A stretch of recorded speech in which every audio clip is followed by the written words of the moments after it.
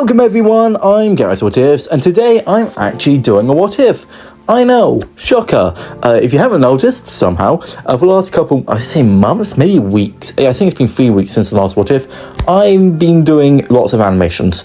The reason why is simple, I haven't had time to record, and those are just very simple to do, and I've always wanted to do animations alongside What Ifs, so yeah, I finally have time to record. But basically, if you want me to do animations, just say. If you want me to do What Ifs, then just say. I'm just going to do what I want to do, right? If I want to do more What Ifs, I'll do What Ifs. If I want to do animations, I'll do animations. That simple.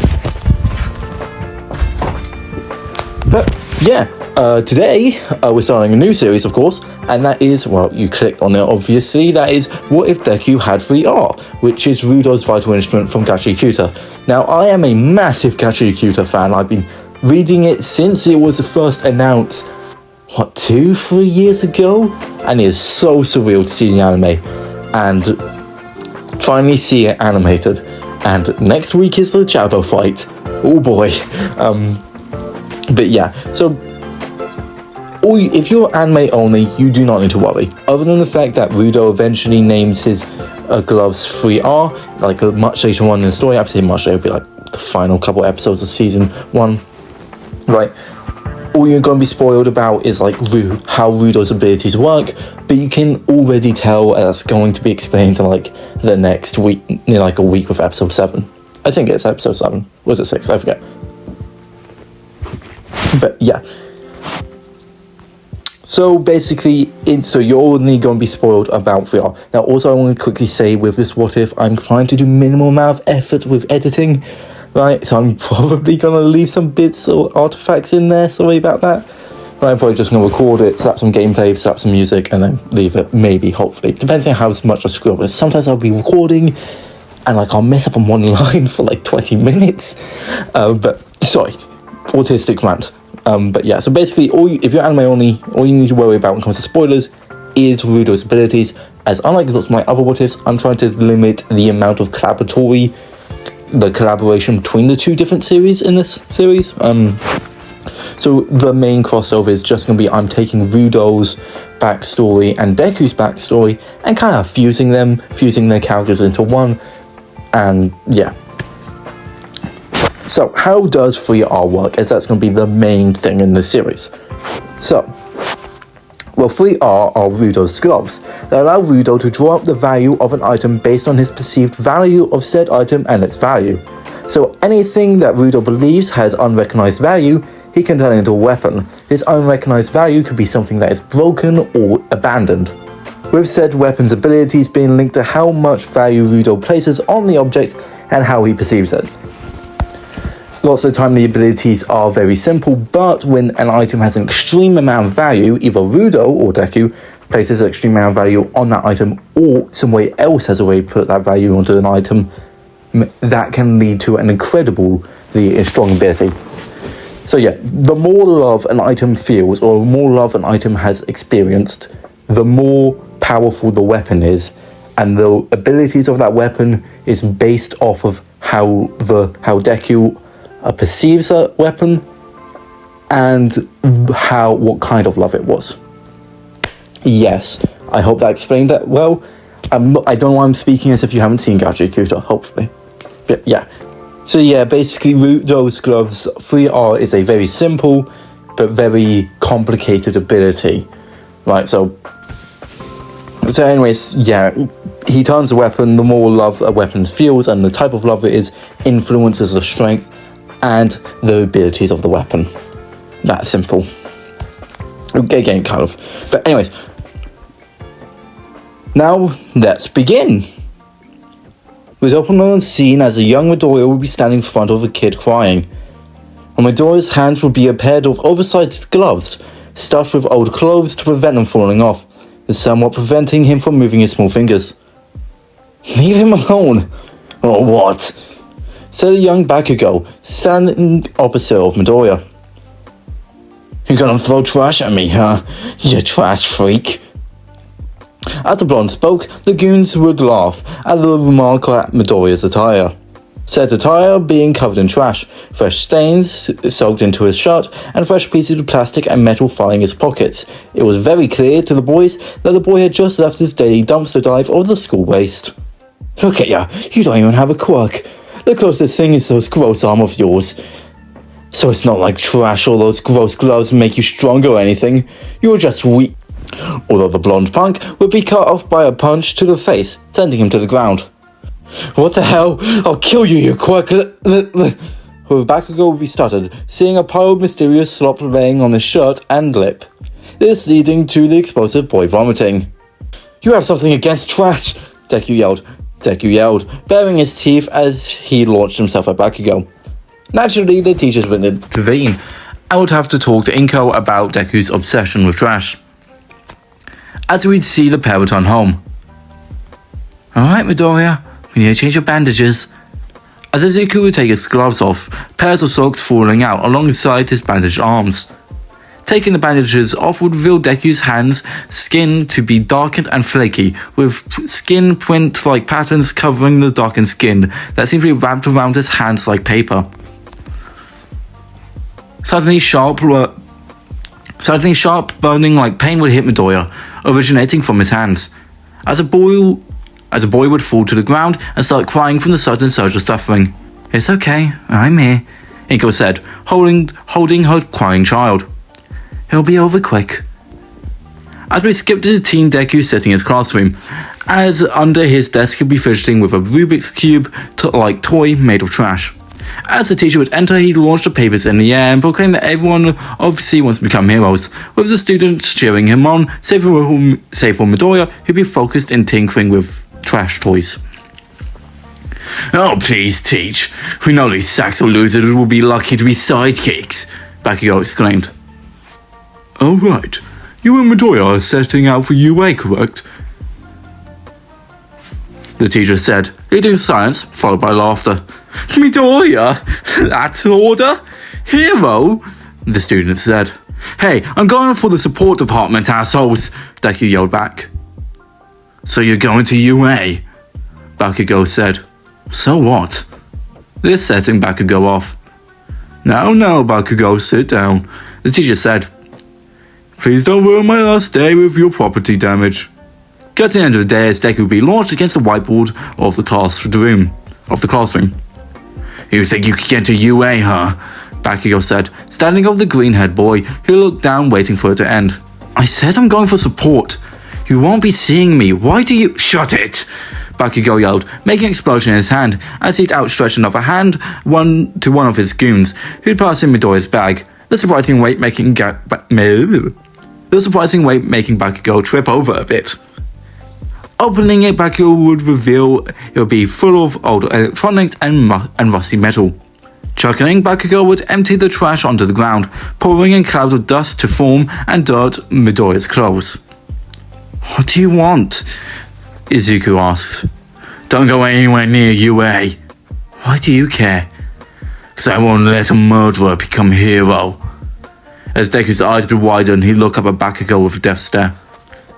Exactly, see?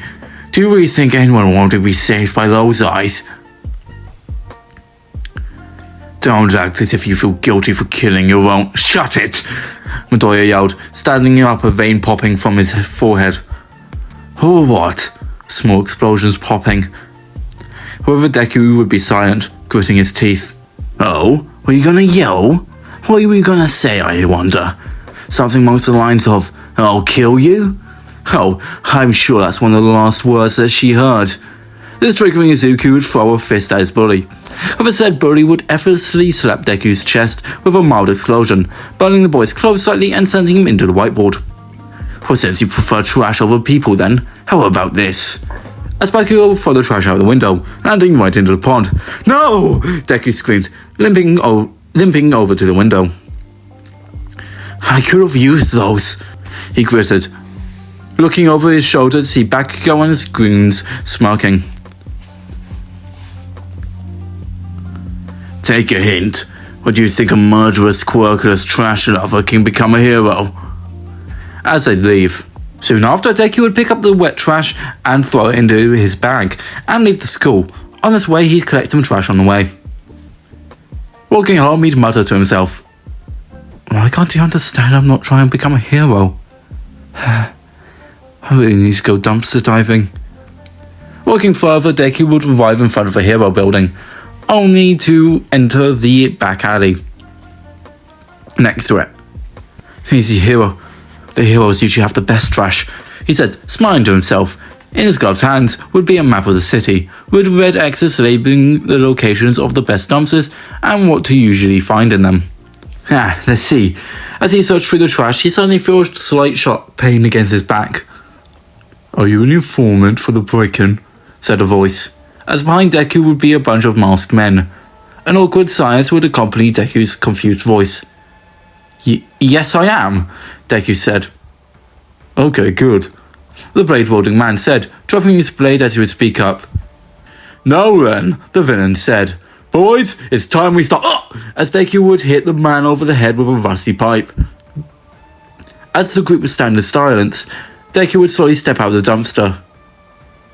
"Now then, gang, I'm out of here," as he said, running away. "He's not the informant. Stop him." As one of the man's hands would grow rapidly and grab Deku's legs and arms and badly cover his mouth, this making him trip and be dragged back towards the gang. "Well, now what?" said the largest of them, looking down at the boy writhing on the ground. "Can't we just kill him? It kind of hurts to have your fingers wrapped around something grinding against the ground." As Deku would bite right through the fingers covering his mouth. "I'm not dying here, assholes," Deku said, standing with blood on his mouth, his stare making most of the men sweat. As he grabbed a hammer from his belt, he suddenly felt strange. What the? As he looked down, his eyes and gloves and the hammer would begin to glow a deep green. "Don't let him use his quirk," said the largest man, turning his head into metal as he ran at Deku head first. However, Deku would swing, hitting the man in the head and sending him right into the dumpster. As the hammer would now be larger, mainly being black with green glowing parts, as the hammer would have much sharper edges and protrusions. You should know basically imagine how Rudo's weapons usually look, except instead of red accents, it's green. And on the side of the head of the hammer would be Izuku's name, also glowing green. Suddenly more of the men would charge Izuku, who in a blind range would dodge all their attacks and hammer them into the ground. One of which would be a man with sharp, bug-like arms that Deku would shatter, splattering blood over the pair as the man would scream in pain as the claw of the hammer would extend and hook around his neck, pulling the man towards Deku's gloved fists. As Deku would pounce, surrounded by the bodies of the gang, he suddenly smashed a large rock flying towards him. As at the entrance of the alley, a hero would stand, calling for backup. Naturally, this would lead Deku to throwing a bunch of trash at the hero, and will jump off out of the alley and run onto the roof of a building where he'd make his getaway. Returning home, Deku will lay in his single-room apartment sofa, which thanks to the landlord forgetting that Deku's small room even exists, has allowed Deku to keep piles of trash sorted into piles in his apartment. As he lifted the hammer above his head, he smiled. "I have a quirk," he chuckled. "Fuck you, Kachan." However, suddenly the hammer would begin to disintegrate, which would make Midoriya panic. No, Mum's hammer! He panicked. Then he turned silent. Wait, did I really just commit murder? As he'd vomit into a trash bag. No, I can't have. Oh, the news. They must have been reporting it, right? Turning on the TV, his eyes would then screen, where the reporter would be outside the taped-off alleyway. As a news reporter would report that a mysterious vigilante with a hammer-based quirk had prevented a break-in on the local hero agency. Although suffering significant injuries, none of the criminals have died. Taking this in, Deku would sigh in relief. Well, they had it coming. But anyways, I have a quirk now. He gleamed, looking down at his gloved hands that begin to glow green. Now after this, for the next couple months, Deku would experiment with his power. Now with his newfound power, Deku would change his application to UA for the hero course. As for the next 10 months, up till the entrance exam, Deku would spend most of his time collecting trash and cleaning and testing his powers on the incredibly polluted trash heaps on that beach where All Might trained Deku and Cannon. During this, Deku would repurpose and sell most of the trash to allow people to now actually enjoy the beach. But skipping through those 10 months, we see Deku standing in front of UA. Walking in onto the premises, the other students would smell something disgusting. "A good dumpster dive will always be relaxing," he said, tinkering with a broken flashlight. As he tripped, "Shit, my trash!" he whirled as small bits of trash fell out of his pockets. However, he'd found himself floating, as Uraraka would have saved him. "Are you okay?" the girl asked, trying not to breathe in the strong aroma around the boy. "My trash!" he yelled, kneeling on the ground where some of his trash had broken. "Oh, well, I'll be leaving then."